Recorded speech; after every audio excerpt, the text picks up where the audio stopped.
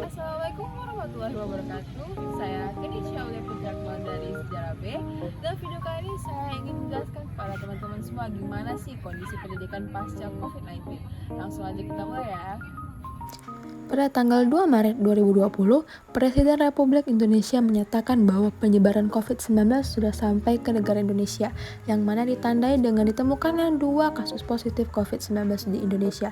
Dengan dinyatakannya hal tersebut tentu membuat terhambatnya segala aktivitas, terutama aktivitas di luar rumah yang dilakukan oleh pemerintah untuk mengantisipasi terjadinya penularan COVID-19.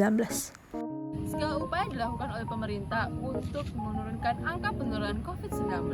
Salah satunya dengan diluncurkannya Peraturan Menteri Nomor 21 Tahun 2020 yang membahas mengenai pembatasan sosial berskala besar yang dilakukan untuk menekan angka penularan COVID-19 yang mengharuskan masyarakat untuk tak berada di dalam rumah. Namun, melakukan produktivitas di rumah tidak selamanya memberikan dampak yang baik buat masyarakat, di mana masyarakat memiliki batasan tertentu dalam melakukan kegiatannya, terlebih lagi dalam dunia pendidikan.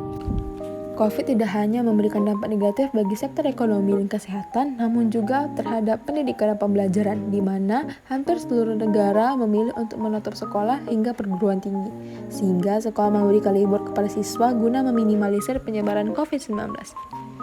Dengan diedarkannya surat dari pemerintah mengenai pembatasan aktivitas tersebut, maka Kemendikbud juga mengeluarkan surat edaran yang menyatakan bahwa pendidikan akan berjalan sesuai dengan aturan yang diberikan oleh pemerintah, di mana pendidikan akan dijalankan secara daring atau pembelajaran jarak jauh.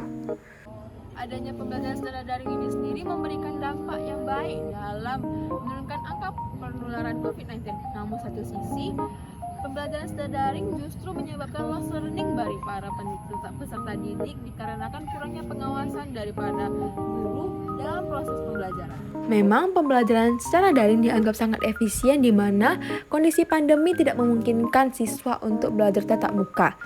Terlebih lagi di era digital saat ini, banyak sekali teknologi yang dapat membantu proses kegiatan pembelajaran secara daring seperti platform belajar dan alat teknologi seperti HP.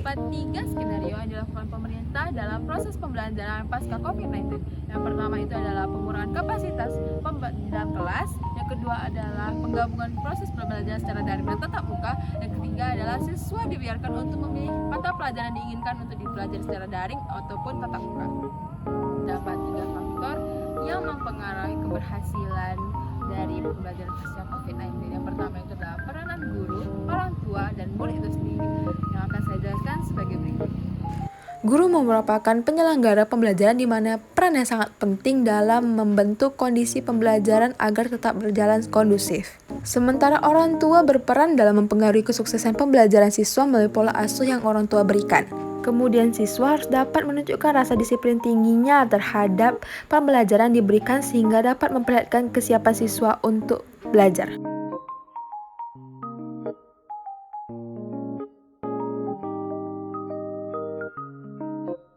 Saat ini, kegiatan belajar dan mengajar telah berangsur pulih, di mana pada pasca COVID-19 atau yang sering kita sebut sebagai new normal, pendidikan mulai mengatur berbagai rencana baru dalam menghadapi situasi-situasi yang akan datang.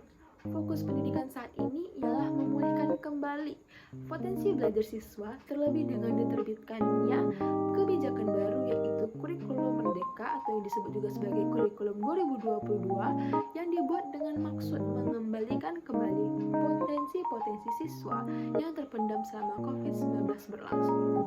Kebijakan ini tentunya juga tidak akan berjalan dengan lancar apabila 3 faktor yang telah disebutkan tadi, yaitu guru, orang tua, dan siswa tidak dapat bekerja sama dengan baik.